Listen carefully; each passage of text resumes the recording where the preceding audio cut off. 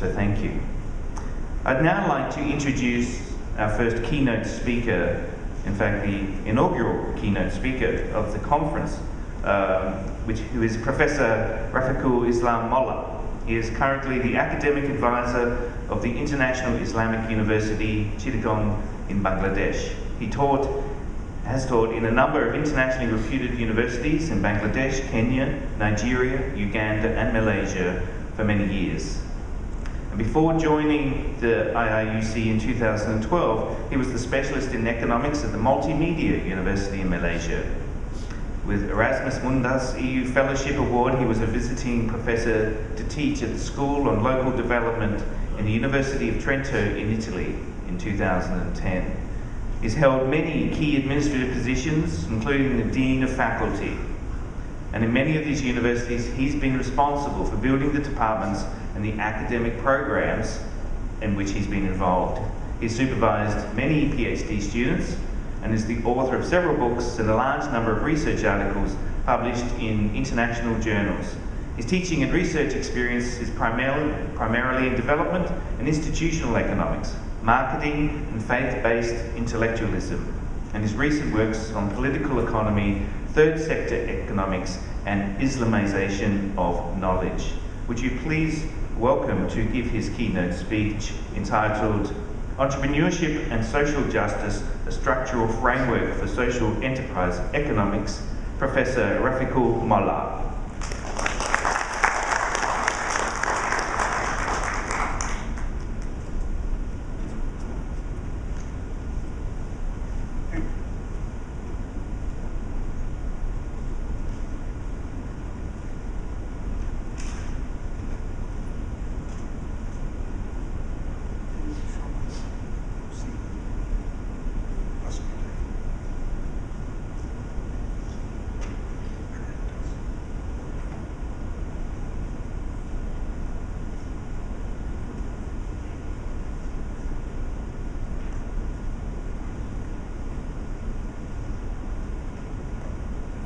رب اشرح لي صدري ويسر لي أمري واحلل عقدة من لساني يفقهوا قولي ربي زدني علما.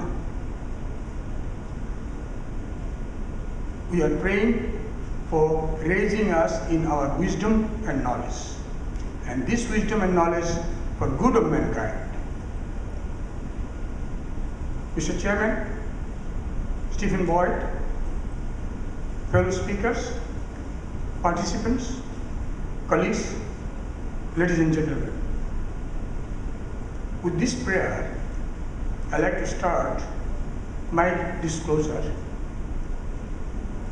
asking again Allah to guide me to say what is truth and useful for mankind, and save me from not telling what is not good for mankind. Similarly, to accept what is good and what is to avoid and forget what is not good during this disclosure.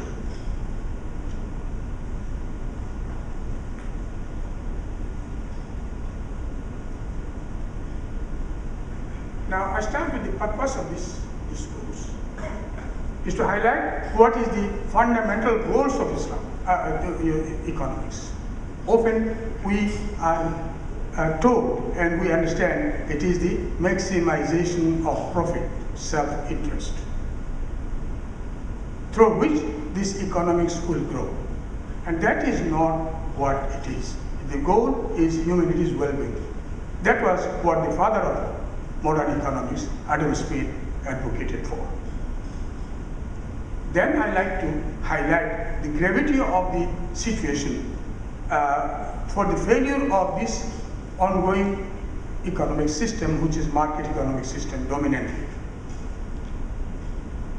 And then I like to position the social and Islamic entrepreneurship based social enterprise economics as the potentially more viable and effective for the desired purpose of achieving development with social welfare and justice. Finally, I like to provoke the intellectual minds of scholars, leaders, and business leaders, managers, for serious dialogue and research on this issue, so that there is a theoretical and operational structural development of this particular social enterprise economics for mainstreaming and for it to be emancipated as a mainstream economic system in this world. That is the platform on which I have written this discourse. Now, first of all, I like to highlight what is the importance of entrepreneurship. Of course, it is indispensable. For human civilization, they are indispensable. In any human society, they are the economic initiators and drivers. And that is why, in particular in Islam, it is made fard kifaya, that is for compulsory, if not for all, but for some of the members of the society to do it. Without that, civilization will not go. That initiators and drivers are the one who organizes resources to produce things for the benefit of mankind, of the society. And they are the change agents, and because they are scarce, they are the national human resources. And because they are scarce, their responsibility is more than self. They have to do some more for the well-being of the society. This is the emphasis that I am putting. There are scarce resources, more particularly in the developing countries. They are very scarce. And these scarce resources are to be assigned with the responsibility for social welfare more than self-welfare, self-benefit.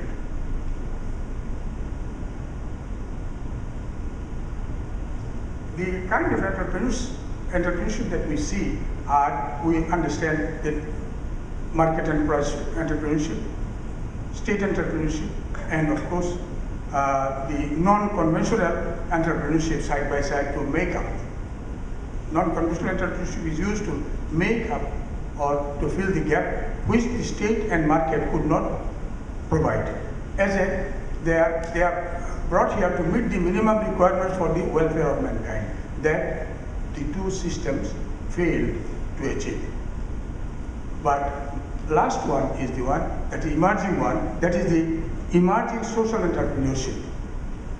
That is what we now call third sector economics. My terminology is what I have said here is social enterprise economics.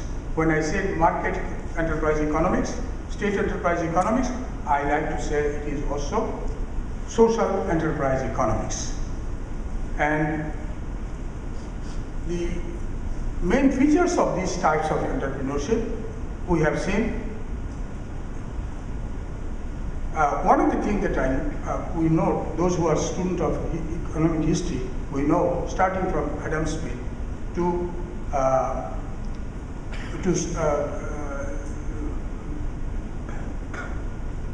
and then to Keynes, we have seen the swing of the market economic system. First of all, with Adam Smith, he started the national benefit oriented, then Marshall, self-benefit oriented, and then during Keynes, it is again social benefit oriented. Keynes brought the state as a factor to run the economy for the benefit of mankind. It is now under,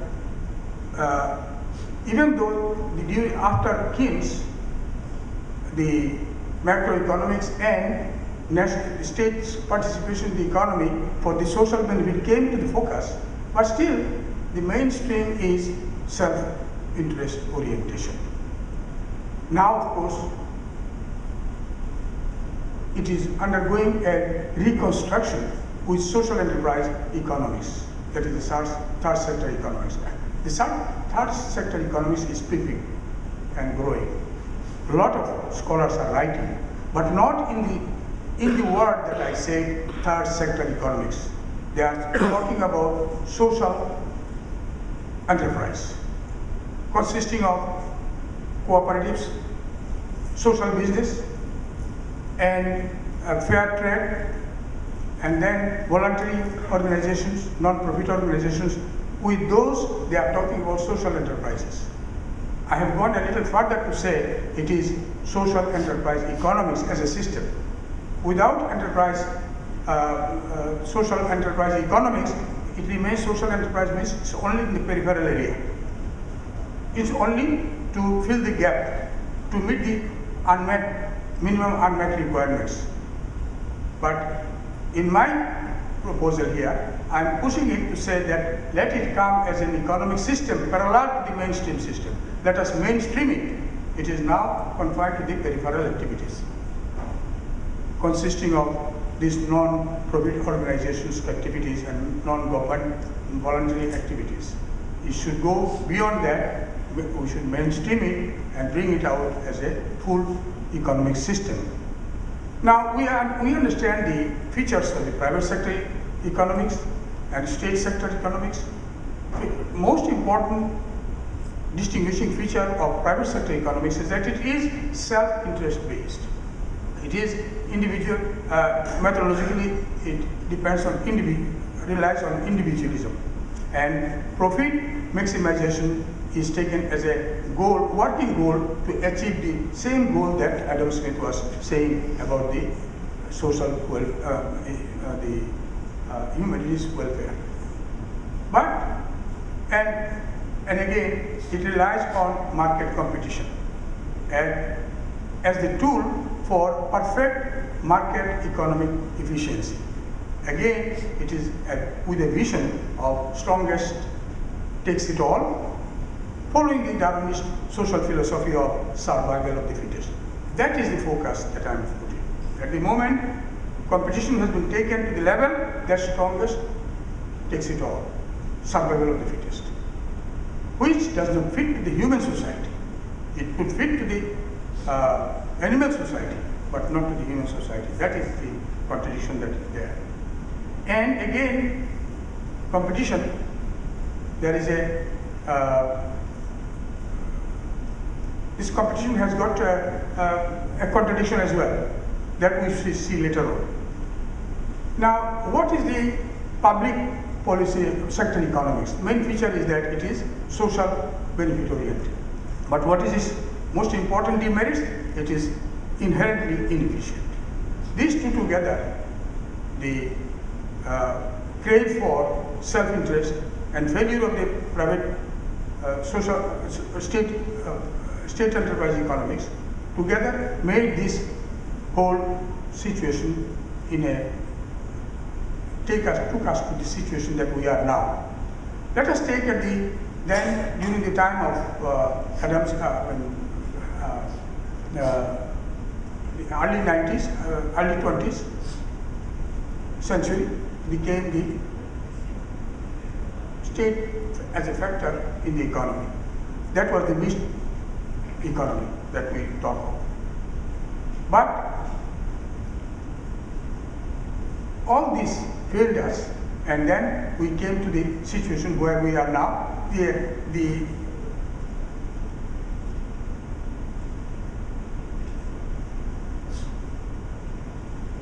Now, the failure of the mainstream economics has sadly put us to the situation which has increased polarization between the haves and the have-nots. Has become a feature of the world now. And that is because of the greed for profit maximization of market sector and inefficiency of state sector, we are now, the whole the world is now ashamed of. That is, reversing the shameful trend is the preeminent responsibility or moral and humanitarian challenge of our day. That is what the United Nations has mentioned and taken it as a challenge. Now the cause of failure, that is the one that we are interested to see. Main cause is the assumption that self-interest is the primary motive or sole motive of human behavior. That is the most important distortion of the fact. Human being does not behave only with the one single motive of self-interest. They have the self-interest as well as the other's interest. Whenever we do it, we do the mixed motive, with mixed motive. When the market enterprise has taken this as the sole, as the basis of all this assumption is the basis, it has created the problem. And then, of course, there is a paradox of this dictum of competition as a means to achieve perfect market. While it was meant for achieving the perfect market situation, it has in fact created, it is used to create the market imperfect. That is why we see every company is advertising to position its own product as a different. That means all the attempts of the companies are towards making it a different. That is imperfect market. So that two together has failed, made this to fail. Then came the margin analysis.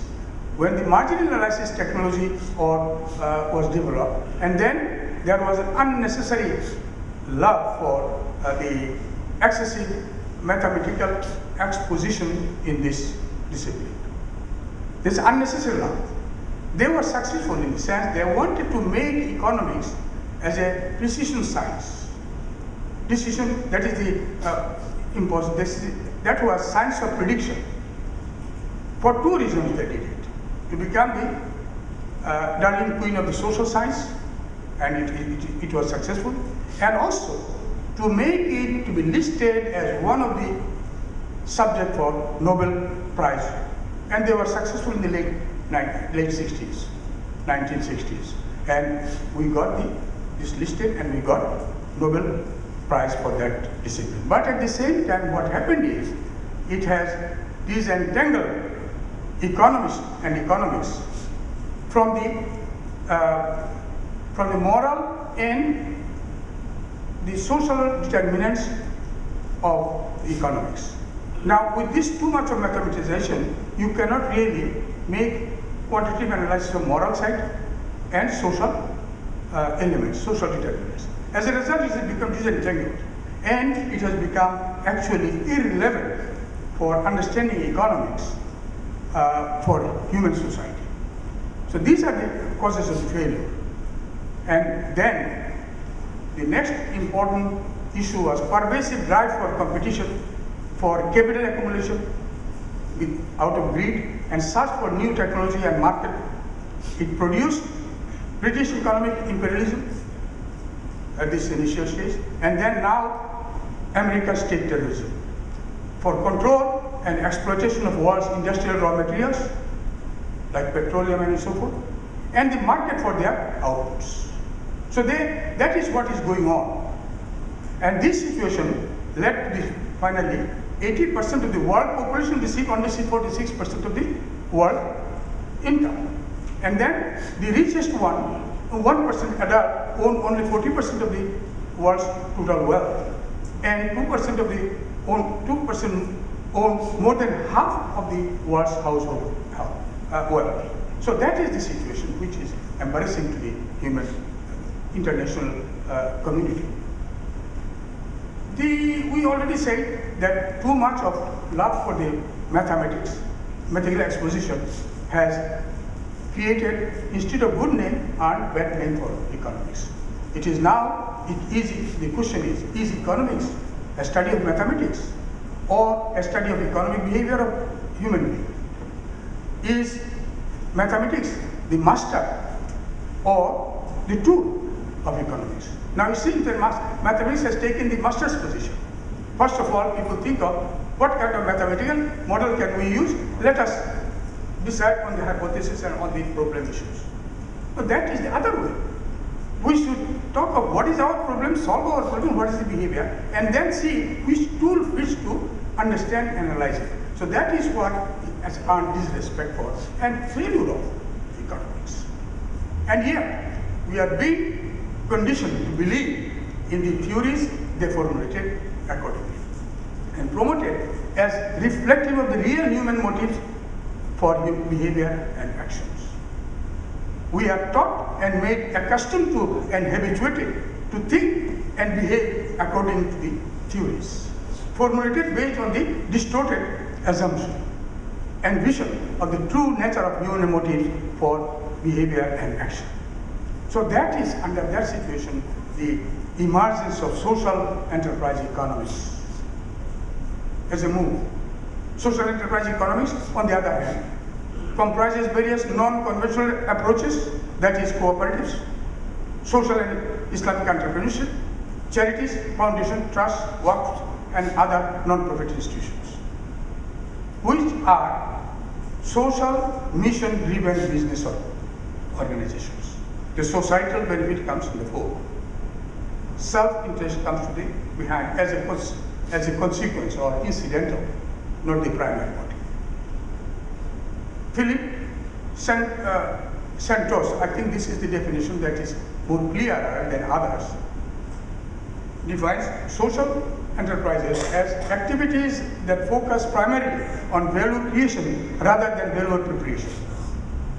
These are business-like operations, but their main concern is not business. Rather, it is to satisfy a social need while being economically sustainable. The word I underline, economically sustainable. Doing charity, but being economically sustainable. It is a profession for a mission. It is not a mission. It is a profession first, but for a mission. And it may be described as any for-profit or non-profit organization that applies capitalist strategies to achieve philanthropic goal without any ulterior motives. So that is the given the definition of the present social enterprise. But then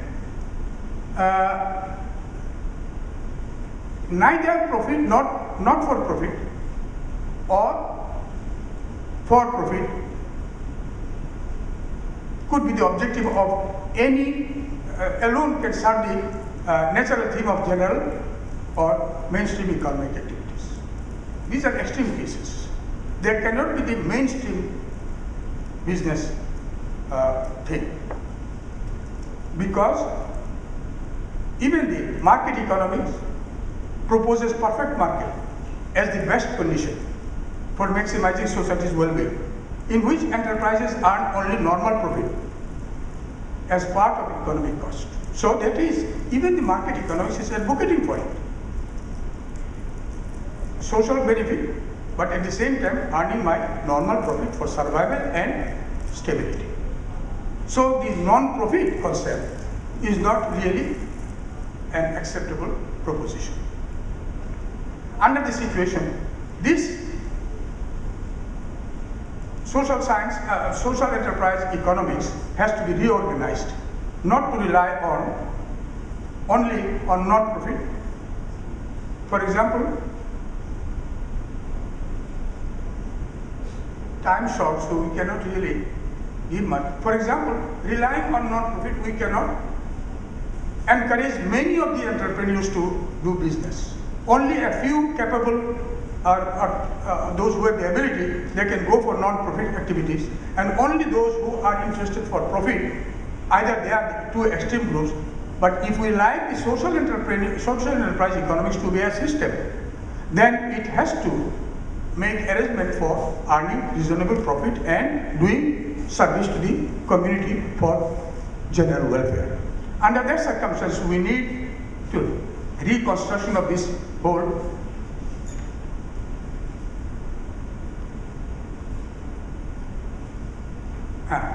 non-profit, narrow base, has serious limitations, its growth and expansion. Therefore, we need its restructuring. This restructuring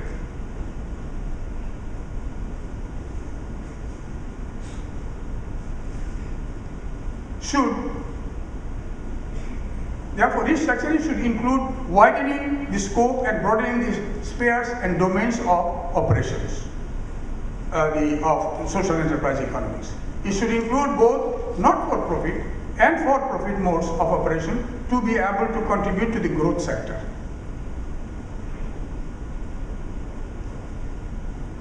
I am not handling it well. So therefore, it should include all fully or partially not-for-profit operations. There may be some operations which is partially non-profit, and profit-driven businesses that contain some planned social benefit-driven operations like CSR or any part that they do, and public-private enterprise PPE enterprises that feature social benefit as a control factor.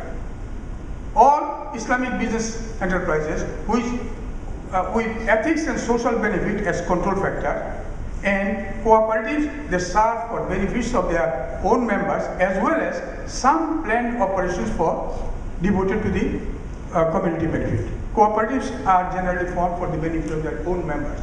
But if the cooperatives go for the benefit of some benefit for the society, then we can include them in this category. And so that it may ultimately become a large and mainstream economic system. That is the proposal in this discourse. To have a significant impact on the behavior and performance of the first sector, so that it may ultimately it will be able to influence the first sector to moderate and blend its profit maximizing behavior with equity and social justice. So it will have a direct effect and there will be indirect effect on the social welfare in the economy. This restructuring will require a regulatory provision for I have made some suggestions, registration for the enterprises as third sector social enterprises separately, that we are third sector social enterprise economics, and then specifying the plan of action they have devised to meet their commitment and accountability to community well-being and social justice. Since profit maximization is not their basic and only reward, there should be regulatory provision for accreditation and monitoring and assessing their rewards and rewarding them, punishing them whenever there is a failure in their planned activities. And this accreditation body, they will be registered by socially respected trademarks as we do it for the green products, like for social enterprise SE, social business SB, cooperatives CO, Islamic business operations Islam. They are registered and labeled as such. And then there will be categorization. There will be awards of social titles. Profit is not their only reward. They expect that reward is a social reward, that is the appreciation from the society, and that is what in Malaysia we have this. The Datu, Kistan, so many things, kinds of awards are there, social awards. Here, I am recommending that these organizations should be awarded with special awards, social titles. And also, they should support them when there is a financial stringency in their economy, in their own economy, because of some marketing, that is the economic upside down. Economic situation changes, so that, and they should be penalized if they fail to achieve or work for the programs for which they were established.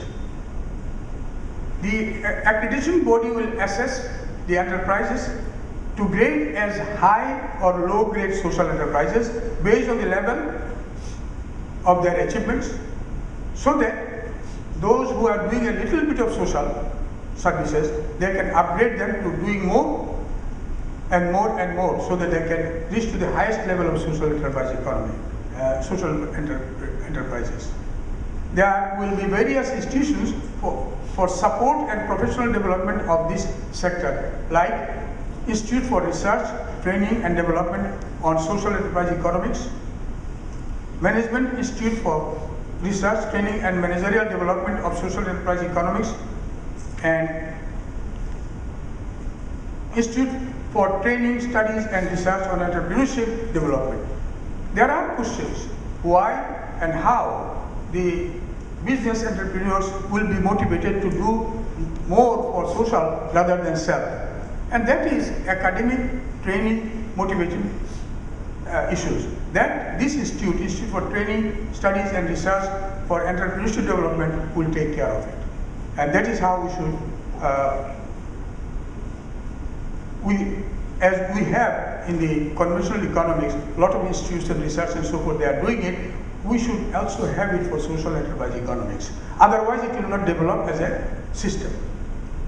Professional bodies of social and Islamic entrepreneurship should be also there. A regulatory support for revising and rewriting textbooks on economics, business management and sociology at all levels of studies to reflect the whole truth about the human motives of economic behavior and studies. At the moment, the books are addressing this from that particular motive, that self-interest is the sole motive of doing business. That has to be undone. And that is why a regulatory support is required to revising these books. The message that I like to communicate is, any system founded on a mistaken or distorted assumption is not sustainable. That is why the market economics is not sustainable. Any system founded on mistaken, its failure is obvious. It needs to go for reconstruction. Then social enterprise economics comprising organizations of partially or fully or not for profit, fully not for profit, social and economic entrepreneurship, for profit commercial entrepreneurship, blended with social well-being activities and cooperatives is such a reconstruction in the right direction, treating entrepreneurship as a profession for a mission. So, since social enterprise economics is founded on close to the heart, deeply ingrained motivations driving human actions and behavior, there is no scope for its failure. We conclude with the thesis that the community well-being centric social enterprise economics is a more desirable, viable and sustainable economic system for ensuring development with social justice.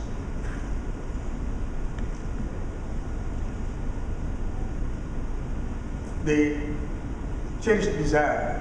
Let me wish and pray that before long and before some of us go to the past, we will see around us some active and fluctuating, functioning social enterprise economics, research and study sectors. Amen. Thank you very much.